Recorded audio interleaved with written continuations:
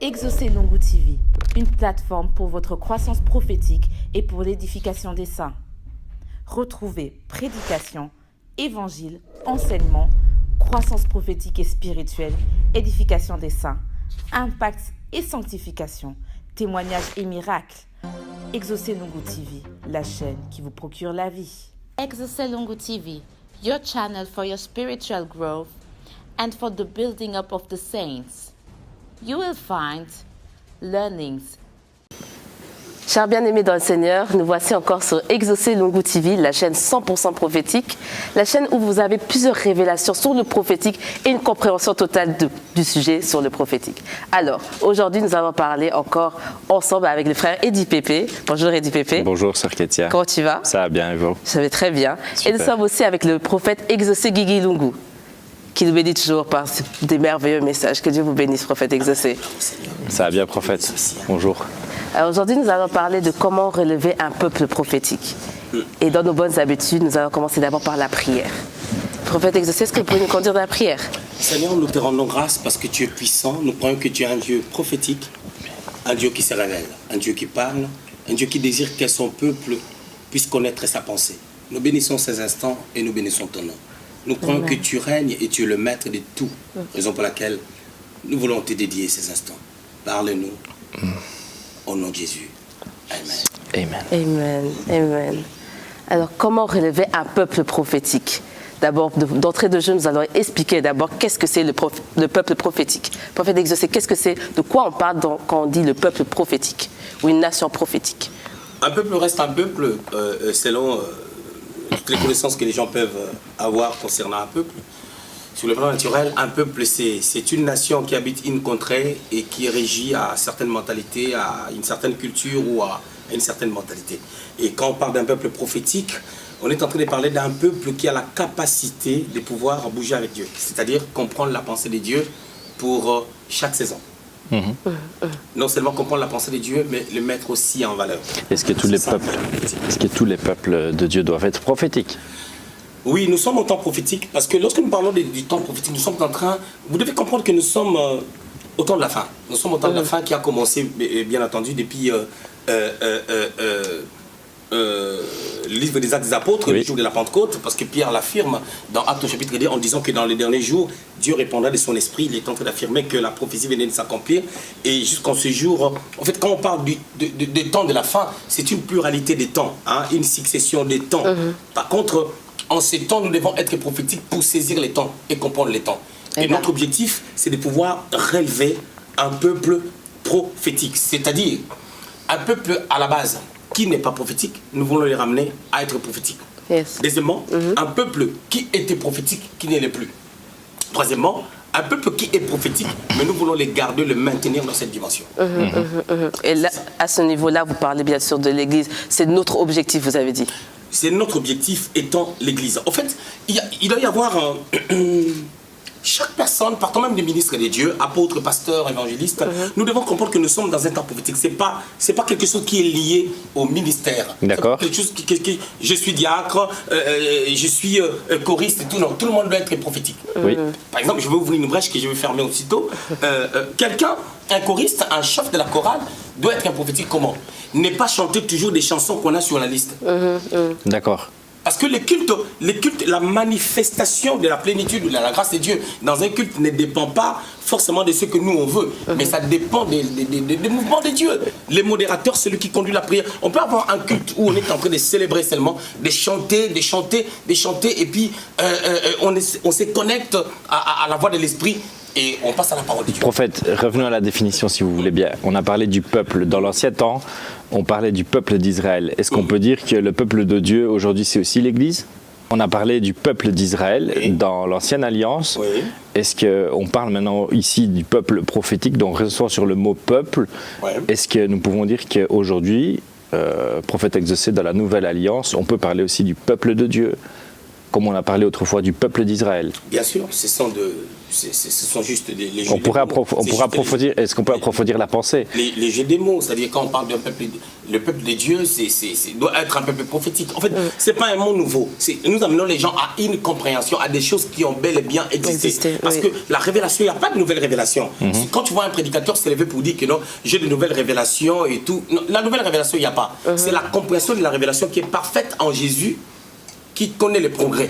C'est-à-dire, il y a des choses que je peux comprendre aujourd'hui, mais il y a quelqu'un qui l'a compris il y a 10 ans en arrière. C'est-à-dire, il y a aujourd'hui, j'étais en train de suivre Renard Bonquet, j'ai appris quelque chose de merveilleux. Il donnait un témoignage qu'il avait une croisade.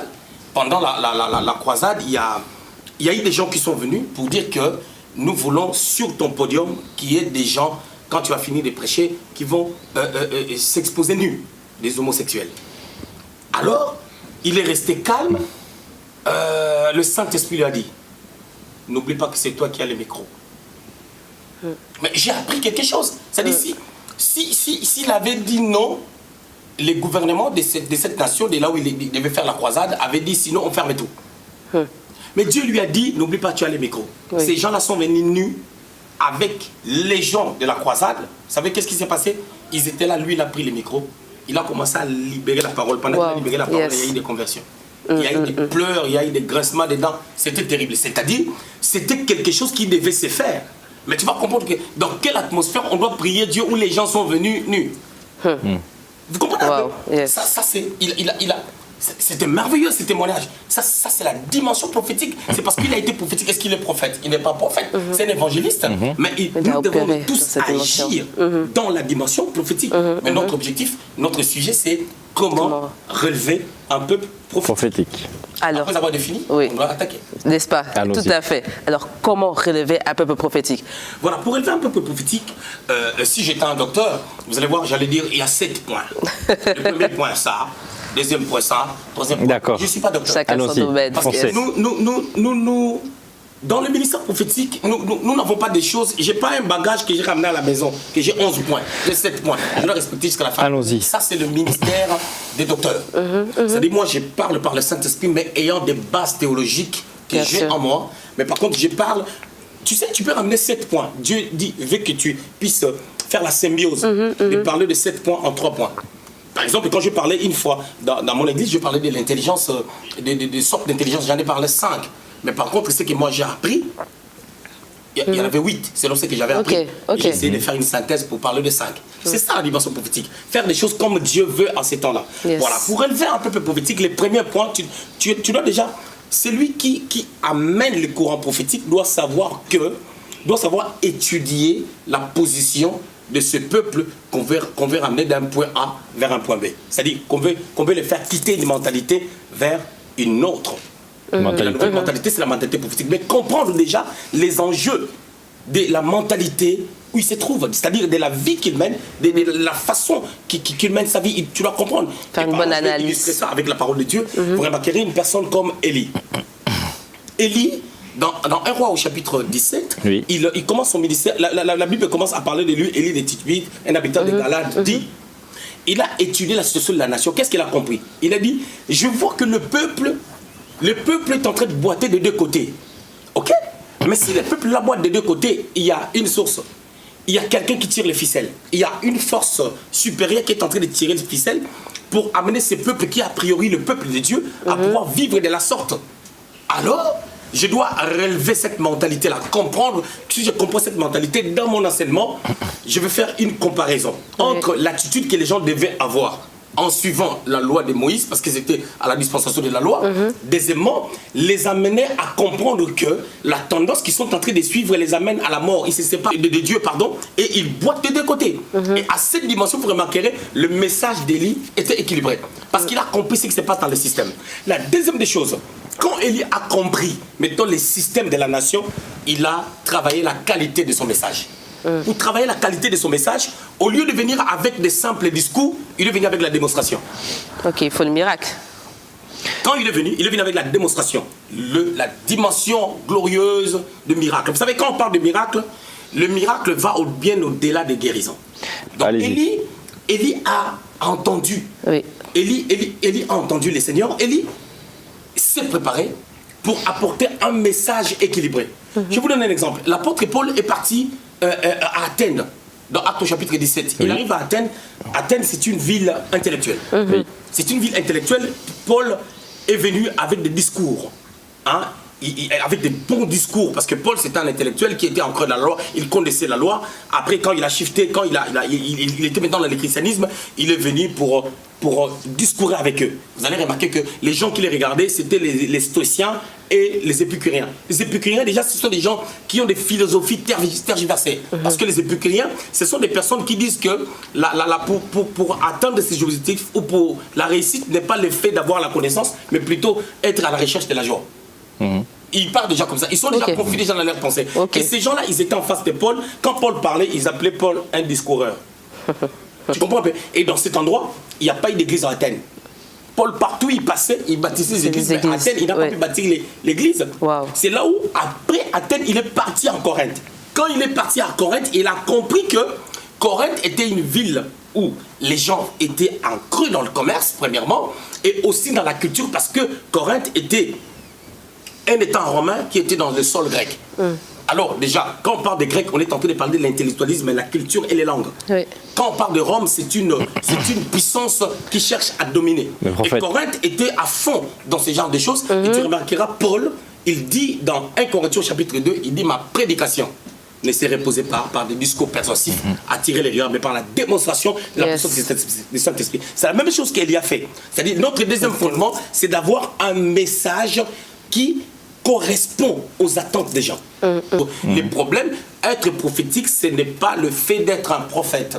Être prophétique, c'est le fait de pouvoir comprendre et lire les cœurs de Dieu au temps fixé. Savoir qu'est-ce qu'il faut faire pour couronner David roi. Qu'est-ce qu'on doit mettre en place. Quel est notre rapport par rapport à la royauté de David? Quel est notre rapport? David, il a reçu l'onction par Samuel. Il n'est plus retourné quand il était en face de Goliath. Vous savez les temps qui séparent la période où il a reçu l'onction et les temps où il est parti se battre avec Goliath. Les gens croient que c'était tout de suite. Non, il y a eu quasiment une année. Ça c'est l'histoire, c'est le plan théologique. Et sur le plan historique, il y a eu quasiment une année. Mais il n'est plus retourné auprès de Samuel. Déjà, il n'était pas préparé. La raison pour laquelle un peuple prophétique, c'est un peuple qui se prépare. J'ai tenté de donner les éléments qui nous amènent à pouvoir amener un peuple prophétique, c'est-à-dire, j'avais dit, premièrement, j'avais dit l'étude déjà. L'analyse, il faut faire une analyse. Deuxièmement, j'avais dit la qualité du message. Troisièmement, je dirais, il faut être prêt à tout temps.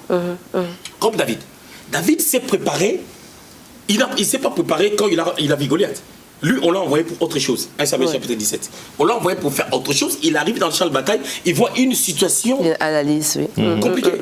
Mais s'il n'était pas préparé, il ne s'est pas retourné auprès de Samuel pour dire, mais impose la main ici. Il n'a pas dit, papa Samuel, impose la main ici, comme ça je vais me battre contre Goliath. Il n'avait même pas le temps. Tout de suite, il a attaqué. Pourquoi? Il se sentait prêt. C'est-à-dire, lorsque nous ne sommes pas préparés, nous ne pouvons pas relever un peuple prophétique. Jusqu'à là, j'ai donné 3 points. C'est-à-dire, il faut qu'il y ait une préparation. Et quand nous parlons de préparation, je vous dis 4 choses par rapport à la préparation. La première des choses que je vais parler concernant la préparation, il faut avoir la soif. La soif, déjà, de ce qu'on veut faire. La deuxième des choses que j'aimerais dire, il faut avoir quelqu'un qui va te préparer. C'est-à-dire avoir l'humilité de se mettre sous quelqu'un et avoir la capacité de l'écouter et mettre en pratique ce qu'il va te dire. Le troisième point, il faut que la personne qui va te préparer puisse être une personne, tu vois Dieu en lui. Il faut que ça soit Dieu qui te le donne. Pas une personne que tu vas t'approcher de lui parce qu'il est grand, parce qu'il est petit, parce qu'il s'habille bien, parce qu'il est jeune, parce qu'il est ceci, parce qu'il est cela. Parce que c'est comme aujourd'hui, je remarque qu'il y a beaucoup d'Africains francophones, surtout, tu verras, tu le poses la question, tu pries où maintenant? Ah, moi j'ai des problèmes, je vais aller prier dans les églises anglophones. Là-bas, à Londres, là-bas, il y a 8000 personnes, je prie et puis je retourne. Parce que là où j'ai prié, on parle toujours du mal de moi. Les gens qui ont dans leur bouche les langages de Dieu, on parle du mal d'eux, et même ils parlent du mal des gens. Parce que pour comprendre les gens, on est en train de parler du mal d'eux. Pour entendre ça, lui-même, elle-même ou lui-même, il est en train de pouvoir parler. Donc c'est des conneries. D'ailleurs, on t'a dit ça. Doit être là où le Seigneur l'a placé, plutôt que dans une église anglophone ou une église francophone.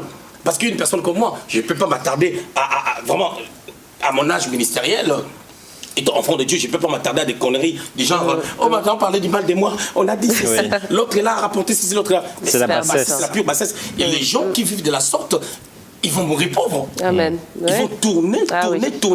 Parce que les gens qui parlent du mal de nous aujourd'hui, la femme de Potiphar qui a parlé du mal de nous aujourd'hui, c'est cette même femme-là, lorsque Joseph sera élevé, qui va acclamer. Parce que quand Joseph passe en premier ministre, c'est une grande personne qui est en train de passer. Tout le monde doit se tenir les bouts, y compris Potiphar. L'année prochaine, on dira, quand le patron devient la clameur.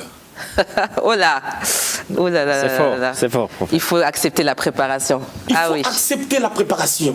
La dernière des choses que je dirais par rapport à la préparation, pour qu'il y ait une bonne préparation, c'est Dieu qui est le conducteur. Okay. Parce que Dieu nous prépare d'une manière ou d'une autre. Comment est-ce que Joseph a été préparé? Joseph n'a pas été préparé comme tout le monde le pensait. Les gens croient que la préparation, c'est comme Élisée, il est à côté d'Élisée, disons, Élisée est à côté d'Élie, il verse de l'eau, c'est bien. Bien qu'il ne comprenait pas, c'était pas ça le ministère prophétique, mais c'est ça qui est devenu donner le ministère prophétique. Mais la préparation de Joseph, c'était comment?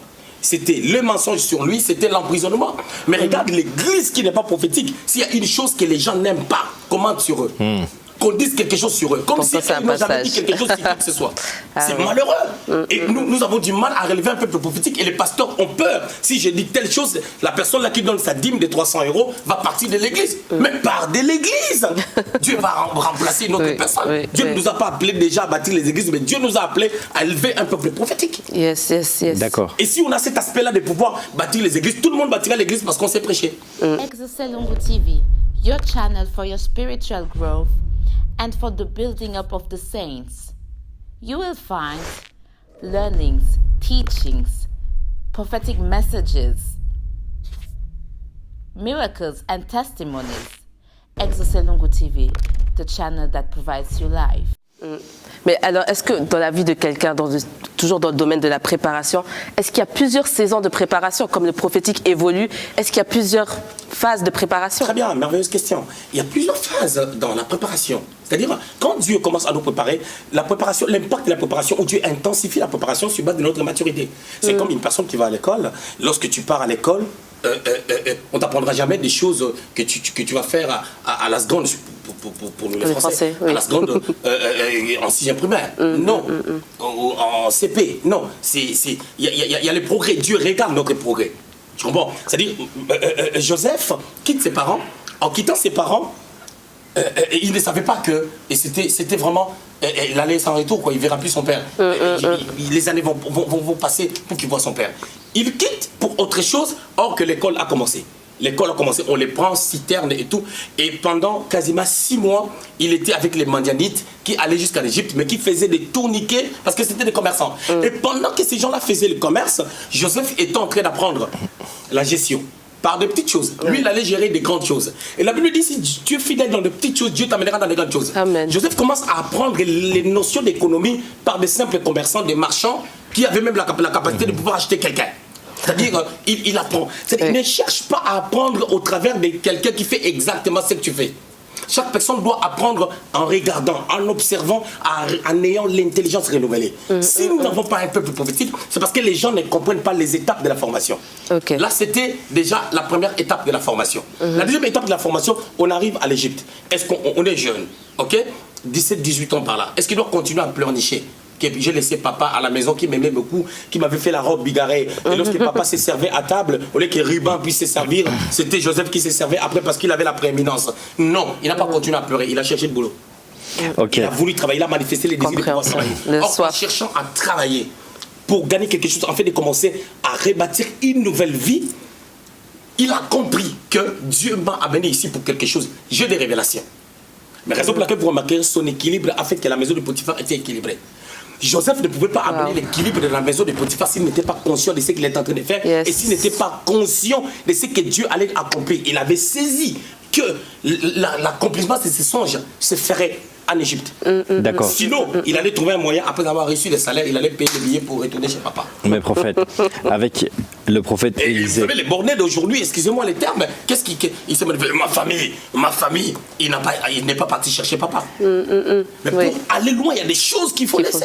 L'église doit grandir, l'église doit quitter les bornes. D'accord. L'église doit quitter les bornes, l'église doit shifter, l'église doit bouger avec Dieu, parce que les tabernacles bougent.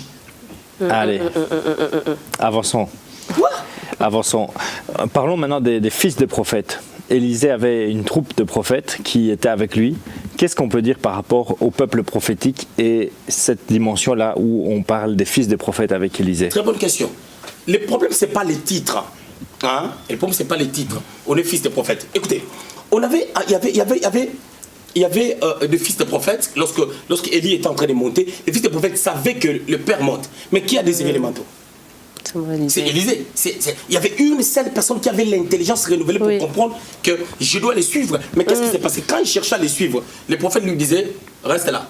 Dieu m'envoie à Gilgal, reste là. Dieu m'envoie à Jéricho. Mais il n'est pas resté. Mais qu'est-ce qui l'a amené à ne pas rester et à suivre les prophètes? C'était la simplicité du cœur et le manque d'orgueil en lui. Donc il est en train de se... Parce qu'il était conscient que les pères, tout le monde savait, mais les autres, ils disent, sais-tu que ton père va partir? Aujourd'hui. Nous le voyons aujourd'hui, c'est comme une blague. La fille de son père, le fils de son père. Parce qu'on est à l'époque de l'unification. C'est-à-dire c'est devenu comme des jeux. Il y a des termes, mais c'est comme des jeux. Tu verras tout le monde, quelqu'un qui vient de se convertir. Je vois des gens, et je vois mon fils Linis. Linis, tu verras, quelqu'un lui met un commentaire et il répond aussi ma fille. Hein? J'avais envie de sortir ma main pour lui donner une gifle sur Facebook. Ma fille par rapport à quoi? L'édification. Donc Linis aussi Daddy. Imagine-toi, je vois Linis Daddy ou Eric Daddy. Moi, je suis derrière Floyd Daddy. Je vais prendre les 3 têtes de ces jeunes gens-là. Vous comprenez un peu? C'est-à-dire que ce ne sont pas des jeux. C'est une mentalité. Oui. Lorsqu'on n'a pas cette mentalité, on ne peut pas relever un peuple prophétique. Est-ce qu'on peut être un peuple sans être fils de quelqu'un? C'est impossible. Tout peuple, lorsque je parle de peuple, la définition que j'avais donnée au début, j'avais dit qu'un peuple, ok? Quand on parle d'un peuple, on est en train de parler d'un groupe de gens qui habitent une nation. Et lorsqu'ils habitent une nation, ils ont une culture. Lorsqu'ils ont une culture, ils ont une législation et ils ont une constitution. Et cette constitution est liée à des responsables et à des lois, des normes à respecter. C'est-à-dire, il y a un chef. Toujours. Dans chaque peuple, il y a toujours un dirigeant. Il y a toujours un dirigeant. C'est pour cela que Dieu n'était pas d'accord avec Israël. Dieu lui-même était en train de conduire Israël comme le garant, comme le père de la nation. Ils ont désiré un roi. C'est-à-dire Israël n'avait pas besoin de roi. Israël avait besoin de la liberté. C'est ce que nous voyons aujourd'hui avec des chrétiens. Prophète, pourquoi les gens, aujourd'hui les jeunes gens baissent les pantalons? Pourquoi? C'est l'accoutrement des prisonniers. Des prisonniers aux États-Unis. On les a retirés des ceintures, ils n'en ont pas, ils en ont fait un look. Mais les gens n'ayant pas compris, avec la pensée de la libertinage, pas de la liberté, mais de la libertinage, les gens s'habillent comme ça, comme un look. Tu verras quelqu'un en train de descendre des escaliers, tu as l'impression que c'est un animal qui est en train de marcher ou c'est une personne normale. Mais parlons maintenant du peuple, prophète. On voit que dans le livre des juges, Dieu avait dit « J'habiterai au milieu de mon peuple ». C'est-à-dire, il n'avait pas vraiment un roi. C'est vrai que Dieu mettait le juge, mais les chefs vraiment n'étaient pas là. On voit même Gédéon dire « Moi, je ne souhaite pas être votre chef ».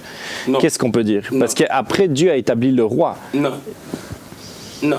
Quand Gédéon a dit « Moi, je ne souhaite pas être le chef », Gédéon lui-même, n'oublie pas, Gédéon, c'est un homme.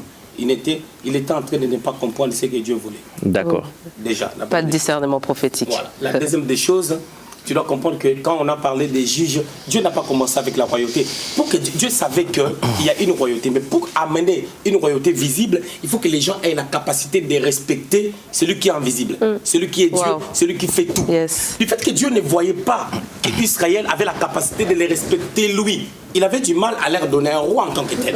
Il a fallu que les peuples puissent grandir. Il faut comprendre qu'Israël, c'est une nation qui a commencé par Abraham. Ça a commencé par Abraham, il y a eu des étapes.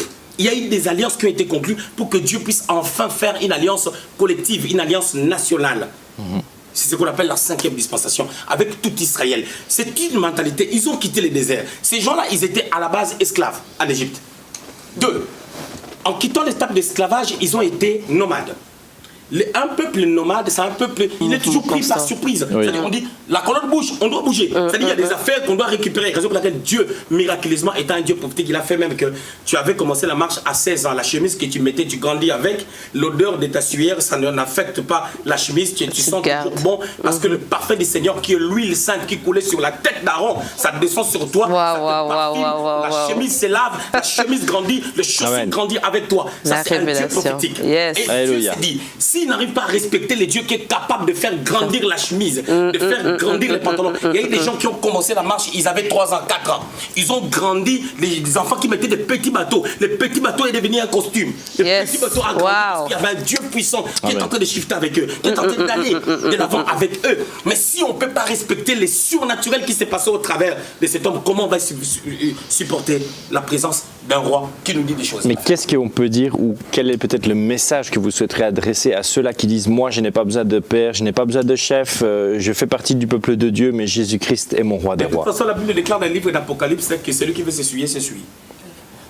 Que celui qui veut respecter au cran de Dieu puisse se craindre. La parole reste la vérité, bien que les gens prennent une certaine position. Je suis convaincu. De la même manière qu'Israël était arrivé à la terre promise sans la grâce, nous qui avons la grâce, nous arrivons à élever un peuple prophétique. Parce que l'évangile, ce n'est pas des simples paroles, ce n'est pas des simples paroles de discoureurs. L'évangile est une puissance. Et cette puissance, quand ça vient, ça brise l'incrédulité. Cette puissance a la capacité de pouvoir arrêter la marche de quelqu'un. L'apôtre Paul était en train de partir à Damas, ayant de l'être qu'il a reçu du souverain sacrificateur. Amen. La puissance de Jésus-Christ de Nazareth. Il est mort à la croix, il est ressuscité le 3e jour, l'a arrêté. Et il était stupéfait, il était arrêté, il ne voyait plus. On lui pose la question, pourquoi me persécutes-tu? Donc la puissance de l'évangile, c'est Christ lui-même. Voilà pourquoi il faut la démontrer parmi les éléments que vous avez cités. Voilà. Il faut la démonstration de la puissance de Dieu. Quand il n'y a pas la démonstration, on ne va pas relever un peuple prophétique. C'est pour cela, Élie, quand il est venu, il a dit, je commence par arrêter la pluie. Si j'arrête la pluie, c'est une démonstration. Personne ne peut arrêter la pluie. Moi, j'arrête la pluie. Quand il a arrêté la pluie, il n'a pas dit au nom de Dieu. Vous savez, aujourd'hui, quand tu dis, sinon à ma parole, quelque chose doit se faire, on va dire, celui-là, il n'est pas humble. Parce que le problème, c'est ça aujourd'hui. Il y a des gens qui sont là, ils sont établis des juges sans avoir de diplôme de juge. Ils sont là pour juger les gens, on ne sait pas qui les a établis. Mais ils ne font rien, mais ils sont là pour juger. Ils veulent que les gens soient parfaits, pendant que la perfection, c'est le monde de Dieu. Et l'apôtre Paul dit, nous courons vers la perfection. Amen. Ça, c'est un manque d'amour. Élie a dit, sinon à ma parole à moi, Élie. Si exaucé va dire ça, on va dire, exaucé là, il parle bien, mais son vrai problème, il est orgueilleux. Deviens-moi alors. Avant que nous allions vers la conclusion, est-ce qu'il y a encore un 5e élément? Parce que vous avez cité 4 éléments pour amener un peuple à être prophétique. Est-ce qu'il y a encore un 5e élément? Un 5e élément, Élie ne l'a pas fait. Garder la foi. Commencer avec la foi.